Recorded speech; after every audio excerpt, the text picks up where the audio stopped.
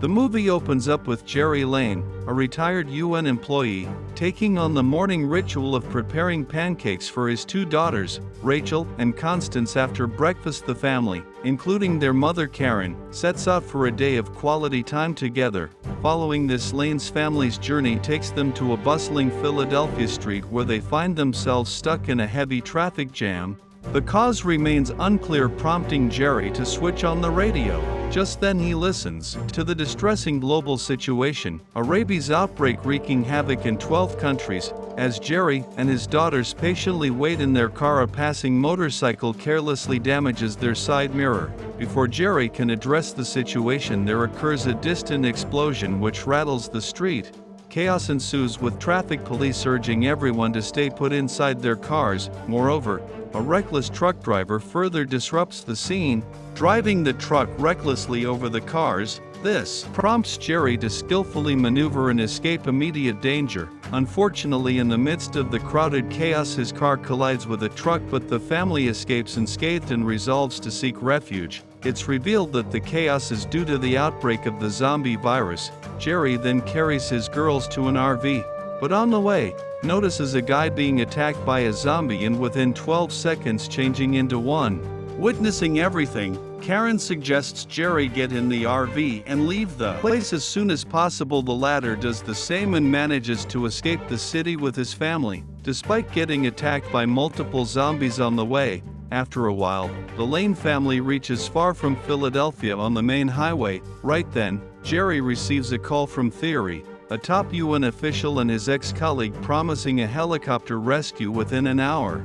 Theory also briefs him about the entire zombie situation and requests his help to bring it under control. However, at the same time, Rachel has an asthma attack requiring immediate medication. In a race against time, Gerry positions himself beside Rachel while Karen takes the wheel, steering the RV in search of a nearby pharmacy. Their journey brings them to New Jersey, where they find a supermarket. Gerry embarks on a quest for medicine while Karen ventures to gather essential food supplies. Amidst this mission, Gerry is confronted with a heart-wrenching sight: two criminals attempting to rob Karen.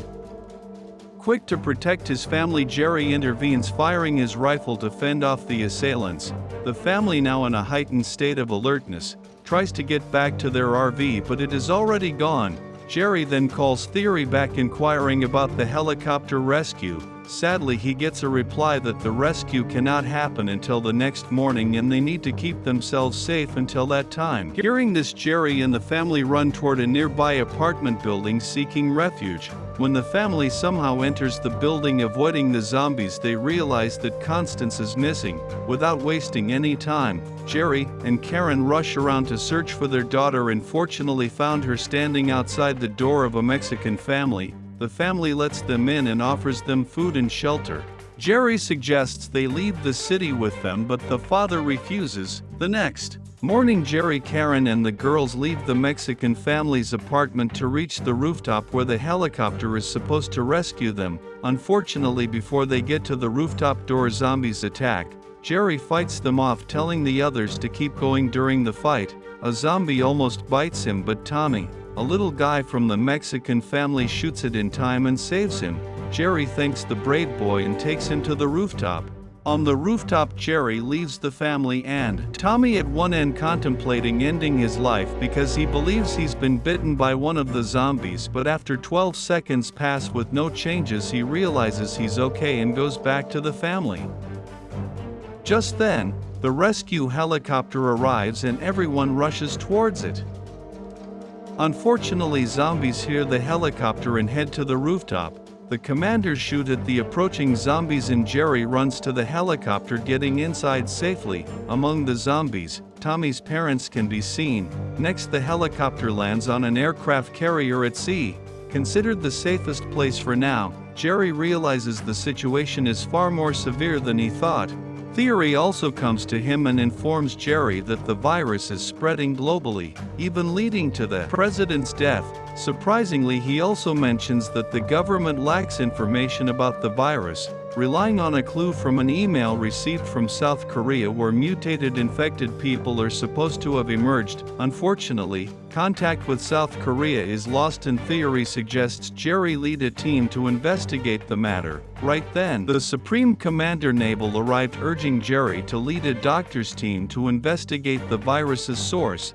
The goal is to develop an antiviral serum once the source is identified. Initially reluctant, Gerry learns that working for the government is essential to keep his family safe and agrees. Following this, Gerry bids farewell to his family and boards a plane to Korea. Upon arrival, a horde of zombies attacks the team. Andrew, a senior doctor, panics after seeing the scene and accidentally shoots himself. Fortunately, American troops stationed there rescue the team despite the loss. Gerry insists the mission must continue. They are taken to the lab where the zombie outbreak originated and everything is burned to ashes. The captain reveals the first infected person at the camp was a medic sent to investigate a soldier's death. Unaware the soldier had mutated, the medic was bitten, returned to camp and unleashed the virus. He also mentions that burning the zombies only temporarily halted the outbreak. With all clues destroyed, Gerry believes the mission is futile. On their way back from the scene, a CIA officer in custody hints at Israel's involvement. Israel had built high walls before the virus outbreak, sealing off the entire country. The officer suggests Gerry go to Jerusalem and speak to a man named Jurgen. Prepared to leave for Jerusalem, Gerry is determined to uncover the truth. After a night-long flight, the plane safely lands in Jerusalem.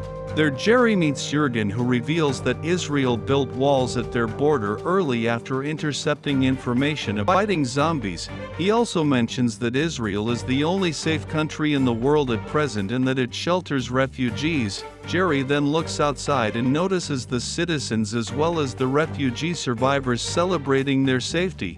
However, their celebration is so loud that it attracts thousands of zombies to the wall trying to climb over it. Soon the zombies form a human ladder and begin climbing on each other to breach the walls. After a couple of unsuccessful attempts, the zombies make their way inside Israel. Noticing this, Gerry and other officials are escorted to safety by the soldiers. At this moment, our hero looks into the crowd and notices something strange. An old man and a skinny boy are untouched by zombies. While safeguarding the troops from zombies, Gerry sees a female soldier named Segan getting bitten by one. Quickly, the former chops off her arm to stop the infection in her transformation. Unfortunately, the helicopter meant to rescue them crashes in the zombie chaos, leaving them with no choice but to take a commercial plane. In a desperate move, Gerry boards a passenger plane departing from the airport. He uses the plane's first aid kit to nurse Segan's wound. While tending to her, Gerry remembers an untouched old man and child and comes up with a bold idea.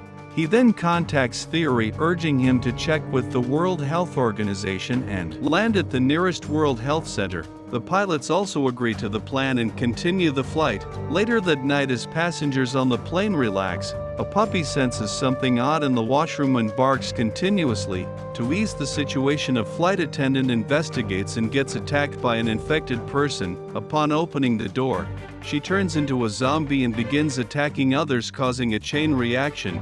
Gerry notices the danger and discreetly instructs passengers on his side to block their cabin entrance with their luggage. Unfortunately, one piece of luggage falls, loudly attracting the zombies and leading to the cabin. In no time, the chaos turns grim and Gerry is compelled to throw a grenade, creating a gap in the plane, sucking out the zombies. Though avoiding a zombie attack, the plane is on the brink of crashing. Gerry and Segan embrace for impact, strapping themselves in for a close encounter with the ground. Once again, Gerry narrowly survives as a piece of iron pierces his abdomen miraculously. Segan also survives the crash and they assist each other to reach a nearby center. However, Gerry loses consciousness just outside the building. On the other hand, the Supreme Commander at the camp learns about the plane crash and marks the mission as a failure. He then gives orders to send Gerry's family out from the ship to the nearby refugee camp. Theory tries his best to stop this from happening but fails. After 3 days, Gerry gains consciousness, and when the WHO doctors inquire him about the purpose of his visit, he suggests they call Theory and find out the reason. Following this, One of the doctors calls Theory and informs him that Gerry is alive. Anger flares when Gerry learns about his family's removal from the ship, but Theory defends himself by saying that he had no control over it. After the call, Gerry talks to the doctors and seeks a deadly pathogen with potential for a cure, speculating that zombies ignore some people because they carry the deadly virus. Gerry believes injecting pathogens to mimic illness might deter zombie attacks. Viewing this as a viable plan, they decide to conduct an experiment. However, a new problem arises. The pathogens are in the lab and that is already occupied by dozens of zombies. Despite the challenge, Gerry, equipped with anti-bite gear and armed, prepares to enter the zombie-filled area accompanied by Segan and a researcher. They cautiously navigate the corridor to reach Section B where the zombies are present. Being wary of the zombie sensitivity to sound, they move silently. However, a researcher accidentally makes a noise hitting his weapon on one of the boxes kept there, attracting a zombie, although Segan quickly kills it. The gunshot alerts all the zombies and they race towards the warehouse where the pathogens are stored. The zombies are closing in on them and Gerry takes charge. He sends Segan and the doctor to the lab and purposely makes noise to distract the attackers, allowing the other two to head to the warehouse for the pathogens safely. To their bad luck, they encounter a group of zombies, forcing them to abandon the mission and return to their hiding place. Meanwhile, taking advantage of the distraction caused by the other two, Gerry easily reaches the pathogen warehouse and begins searching for the pathogen shelf. Unable to contact the others, he decides to bring a few bottles of each kind since he doesn't know which one is needed. However, as he prepares to leave, a zombie appears at the door with his weapon outside. Gerry faces a dilemma. In a risky move, he injects himself with a random pathogen, leaving a goodbye message to his family. After some time, Gerry opens the door and to his relief the pathogen works as he mentioned in the theory. The zombies pass him by but do not harm or attack him. Gerry, now holding curable pathogen bottles, walks out of the lab through the corridor, successfully avoiding zombies. The doctors are very happy to have successfully found the solution to the zombie problem and thank Gerry a lot. In the last scene, the World Health Organization produces the vaccine on a large scale, releasing it worldwide. The movie ends with Gerry returning home and happily reuniting with his family. Thank you for watching. If you enjoyed this recap, remember to like and subscribe for more movie recaps.